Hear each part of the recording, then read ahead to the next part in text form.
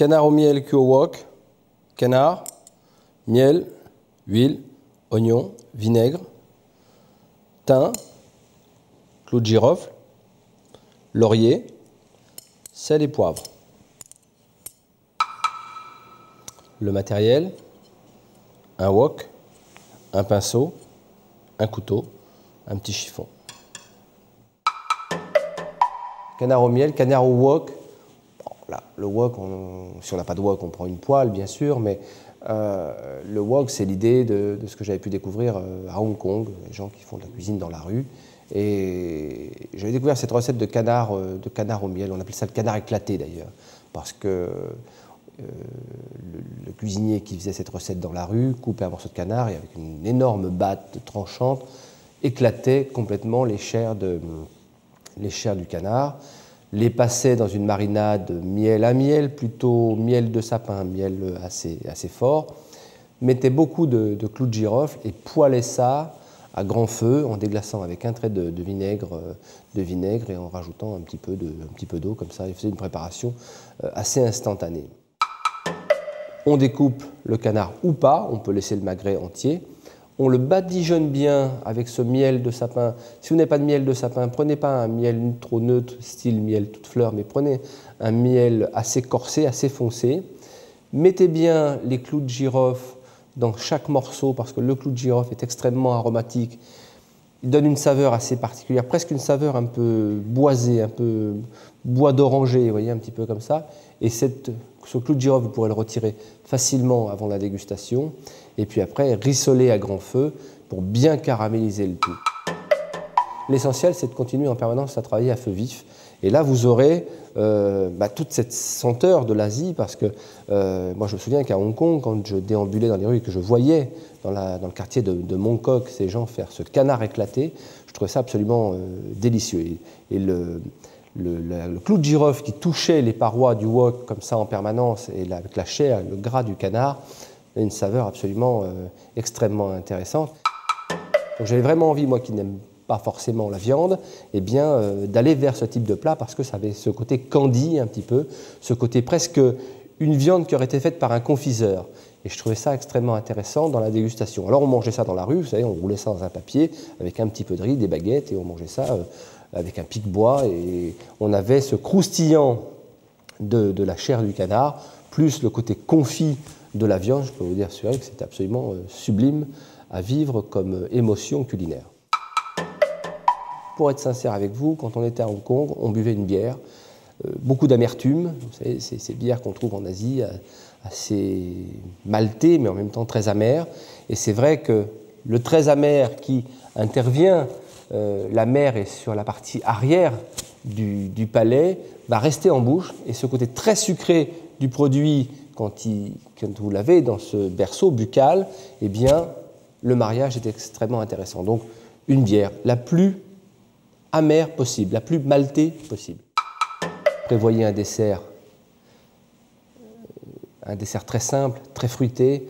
Prenez un granité, par exemple.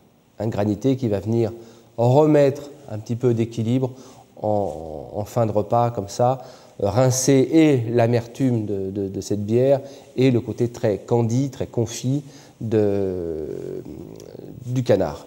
Donc je penserais à un granité champagne, un granité agrumes, un granité de pommes vertes, tout ce qu'on peut trouver dans Easy Marks, très facile à réaliser et puis peu de temps de préparation. Canard au miel cuit au wok. Si pas de wok, possible d'utiliser une poêle. Deux façons de pouvoir faire ce canard, soit de laisser le magret entier, soit de le couper en filets. J'ai opté pour la cuisson en petits filets. Après avoir taillé chaque morceau de canard, nous allons pouvoir l'enduire de miel. Choisir un miel fort en goût, plutôt des miels de sapin, très foncés. Première couche sur la planche.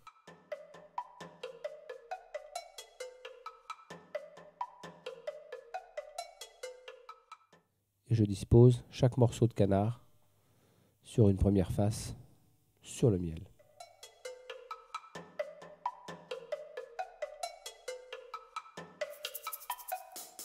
Ensuite, sur l'autre partie, j'étale de nouveau le miel.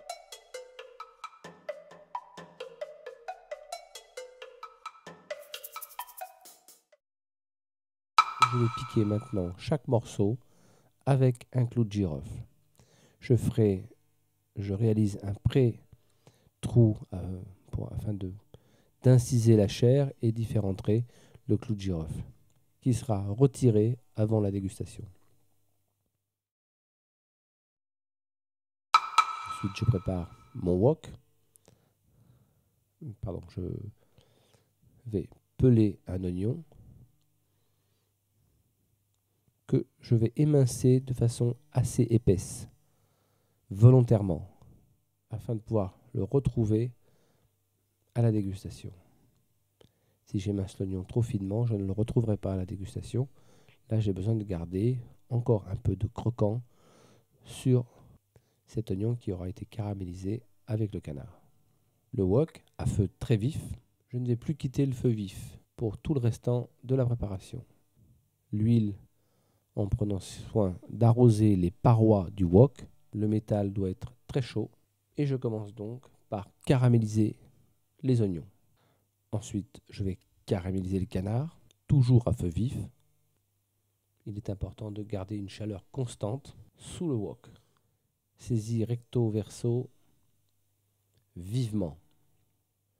Remuez le wok afin de bien faire rissoler tous les morceaux du canard. Déglacer encore avec le miel. Et ensuite le vinaigre.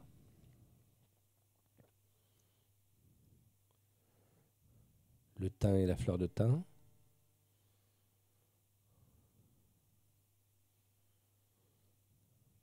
Sel et poivre.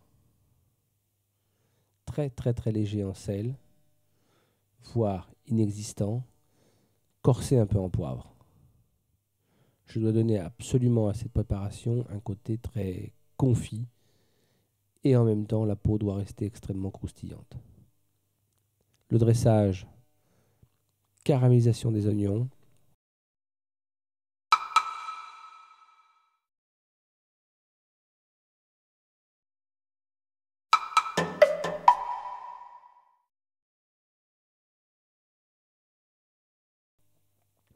Chaque morceau de canard est disposé avec la fleur de thym sur ces oignons caramélisés. À déguster avec les doigts